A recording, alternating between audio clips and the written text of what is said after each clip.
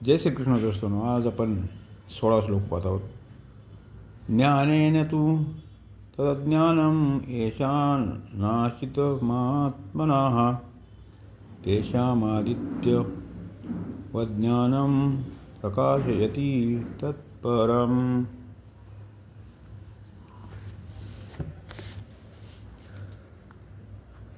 मागील श्लोकात सांगितलेल्या विषयापेक्षा विलक्षण विषयाचे विवेचन करण्यासाठी तिथू पदाचा प्रयोग केला आहे. मागील श्लोकात अज्ञाने न पदाचे म्हटले त्यालाच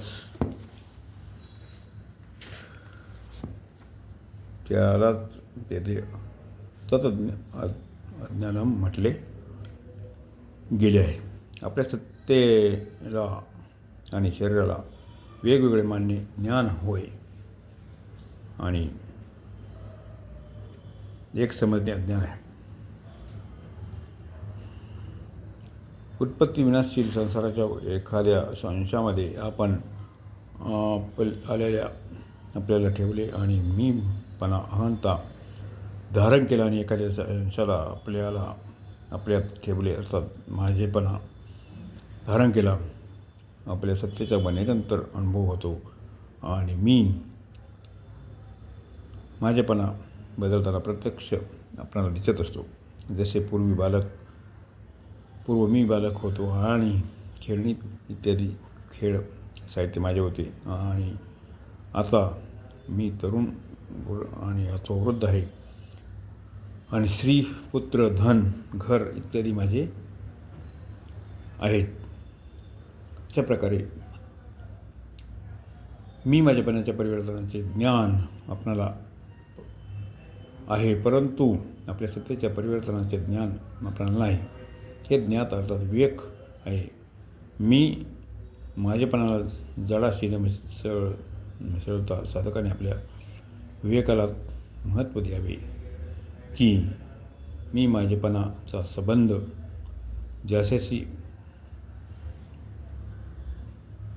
ठेवतो ते सर्व बदलते, परंतु माझेपणा म्हणविणारा माझी सत्ता तोच राहतो. जडाचे बदलणे आणि अभाव तर समजतो, परंतु स्वतःचे बदलणे आणि अभाव कोणालाही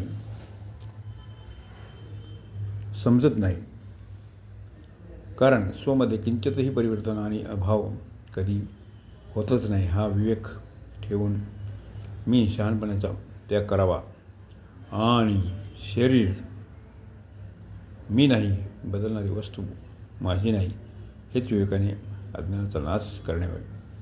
परिवर्तनशीला बरोबर अपरिवर्तनशीलाचा संबंध ज्ञानाने अर्थात विवेकाला महत्त्व दिलेल्याने आहे. ज्याने विवेकाला जागृत करून परिवर्तनशील माझेपणाचा संबंधाचा विच्छेद करून टाकला आहे, त्याचा तो विवेक सच्चिदानंद घन परमात्म्याला प्रकाशित करत असतो, अर्थात अनुभव करवितो. विवेक संपूर्णपणे जागृत झाल्यावर परिवर्तनशीलाची निवृत्ती होत असते. परिवर्तनशीलाची निवृत्ती झाल्यावर आपल्या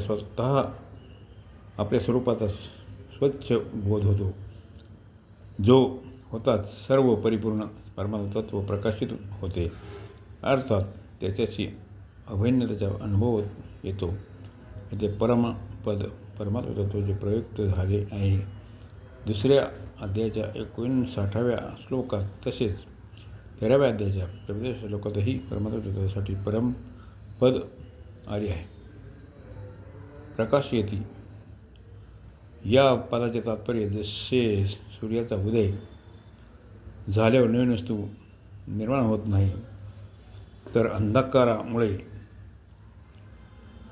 झाकली गेलेली जी वस्तू आहे तिच्यात नव्हती ती दिसू लागते, त्याचप्रमाणे परमात्मतत्व स्वतः सिद्ध आहे, परंतु अज्ञानामुळे त्याचा अनुभव येत नव्हता. विवेकाने अज्ञानाचा नाश होताच त्या स्वतः सिद्ध परमात्मतत्वाचा अनुभव येऊ लागतो. अशा प्रकारे 16 श्लोकाचा अर्थ संपत आहे. जय श्रीकृष्ण.